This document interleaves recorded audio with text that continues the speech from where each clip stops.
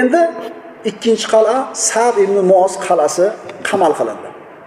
Bu kuni payg'ambarimiz bayroqni Habbob ibn Munzir roziyallohu anhuga berdi.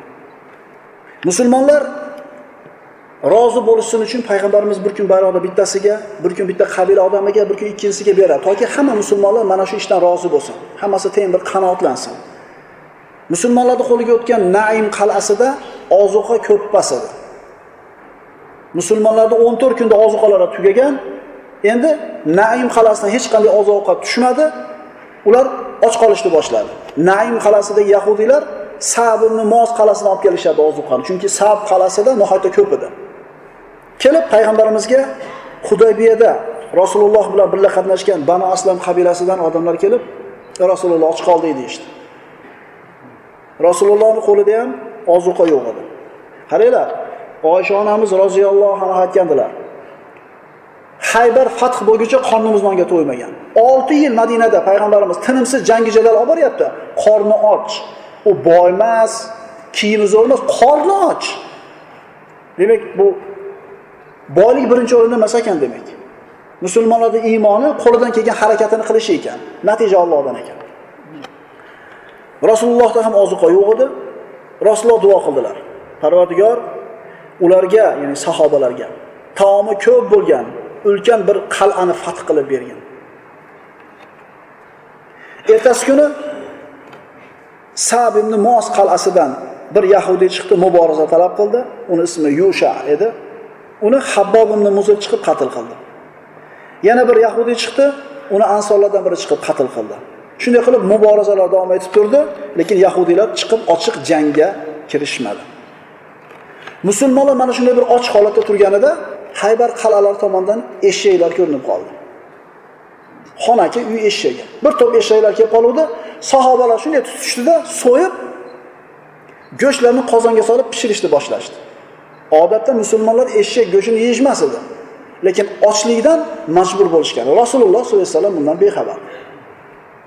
Keyinroq payg'ambarimiz qo'shinni kuzatib chiqqanlarida qozondagi go'shtlarni ko'rib, "Bu nima bu? Qayerdan keldi?" dedi. Rasululloh "Bu eshak." Ya'ni eshaklarni tutib oldik. Eshaklarni tutib oldik, so'yib pishiryapmiz deydi. Mana shu o'rinda payg'ambarimiz sollallohu alayhi vasallam musulmonlarga eshak go'shtini harom qildi. Va mana shu o'rinda Rasululloh sollallohu alayhi vasallam mut'a nikohini ham harom qildi. Va mana shu o'rinda yirtadigan, tishi va tirnog'i bo'lgan yirtqich qush va hayvonlarni ham harom qildi. Yoradigan qoziq tishi bo'ladi yirtqich hayvonlarda va yirtqich qushlarni yirtadigan tirnog'i va tumshug'i bo'ladi. Mana shunday yirtqich hayvon va qushlarning go'shti harom qildi. Uchala narsa Haybardagi Sa'd ibn Muoz qal'asi fath qilishlik asnosida harom qilindi. Yahudiylar mana aytdik, juda uzoqqa kamon otisha olardi.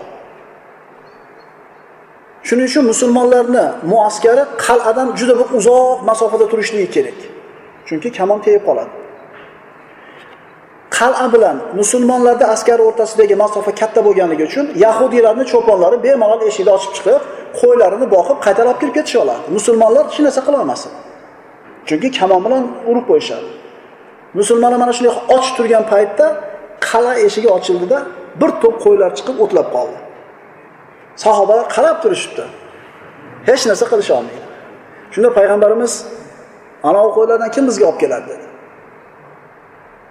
Sahobalardan biri men olib kelaman ya Rasululloh. Turdi, endi ochda.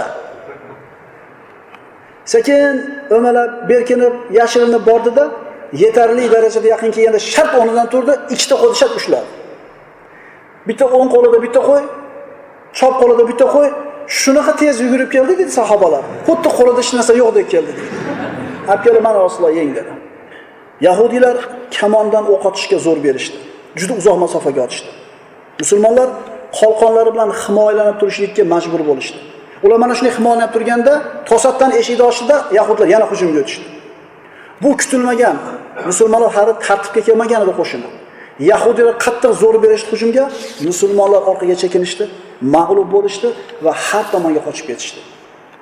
Yahudiylar Rasululloh sollallohu alayhi vasallamning oldigacha yetib kelishdi. Shunda payg'ambarimiz sobit turdilar. Hamda aytdilarki, "Meni oldimga kelinglar. Qayoqqa qochasizlar dedi. Lekin hech kim quloq solmadi, qochib ketaverdi. Payg'ambarimiz shunda: "Ya ahli bayatir rizvon, ey bayatir rizvon ahli, ey daraxt egalari" dedi. Ularni Hudaybiyada bergan bay'atlarini eslatdi. Ya'ni jang bo'lsa qochib ketmaymiz deb va'da berishgan edi. Mana shu bay'atni eslatganidan keyin sahobalar qaytib kelishdi. Sahobalar kelib payg'ambarimizni himoya qilishdi. Shunday qilib musulmonlar yahudiylarni ortiga qaytarishlikka imkon topishdi. Bu hujumda musulmonlardan bor yo'g'i 3 ta odam bo'ldi. Chunki musulmonlar tezda qaytib kelgan edi. Hali musulmonlardagi maqtali ko'paymasdan turib, ularni qaytarishga imkon topishdi. Musulmonlar qarshi hujumga o'tishdi. Yahudiylar sarosimaga tushib qoldi. Qal'a eshiklariga qarab qochishdi. Musulmonlar ham bordi. Musulmonlarda qarshi qilgan hujumi samarali bo'ldi. Qal'aning ichiga kirishdi, Yahudlar mag'lub bo'lishdi. O'zlari boshlagan hujumning nihoyasida o'zlari mag'lub bo'lishdi. Va ulardan ayrimlari asir tushdi, ayrimlari Zubayr qal'asiga qochib ketishdi. Va bu qal'ada payg'ambarimiz sollallohu alayhi vasallam aytganidek, juda ko'p ozuqa taom bor edi. Musulmonlarda o'zlariga yetib ortib ham qoldi. Hamda Muos qal'asida payg'ambarimiz manjaniqlarni topdi. Manjaniq bu yog'ochdan yasalgan katta bir og'ir asbob, tosh yoki olovni uzoq masofaga otadigan bir og'ir asbob edi. Payg'ambarimiz boyaga omonlik so'ragan yahudiydan buni kimga qarshi tayyorladi bular deganida sizga qarshi dedi. Yahudiylar Madinaga hujum qilishlik rejasi borligi mana shundan ma'lum bo'ladi. Hamda qal'ada juda katta bir miqdorda aroq topildi. Katta idishlarga aroqlar quyib qo'yilgan edi. Aroq bu paytgacha harom bo'lgan edi. Payg'ambarimiz aroqlarni to'kib tashlashlikni buyurdi. Sahobalar idishlarda sindirib aroq oqizishdi. Sahobalardan biri aroqni rosa yaxshi ko'radigan bo'ladi. Aroq harom bo'lgunga qadar. Endi aroq harom bo'ldi, aroq ichishdan to'xtagan, endi qarasa aroq oqib ketyapti. Sabr qilolmadida shayton g'olib kelib haligi aroqdan ichib qo'ydi. Uni olib kelishib, "Ya Rasululloh, Abdulloh yana aroq ichishga qaytdi" dedi. Payg'ambar hali bu paytda aroqning jazosi, shu 40 darra urishlik tushmagan edi hali. Ichib qo'ydi aroqni. Payg'ambarimiz sollallohu alayhi vasallam o'zini oyoq kiyimlarini yechdi-da, bu bilan borib turib Abdullohni urdi. Ya'ni ta'zirini berdi. Nimaga ichasan? Va sahobalarni ham hammalarini oyoq kiyimlariga yechib uringlar uni dedi. Oyoq kiyim yechib hamma sahobalarni urishdi. Shunda Umar ibn Hattob la'nakalloh dedi. Alloh seni la'natlasin dedi. Payg'ambarimiz unday demang dedi. Chunki bu Alloh va Rasulini yaxshi ko'radi dedi. Demak, bu bitta gunohni qilib qo'ysa, nafsi yengilib, shaytonga mag'lub bo'lib, bu odamni la'nat qilishlik durust emasligi mana shundan ma'lum bo'ladi. Aqulu qawli hada va astaghfirulloh li va lakum. Assalomu alaykum va rahmatullohi va barakatuh.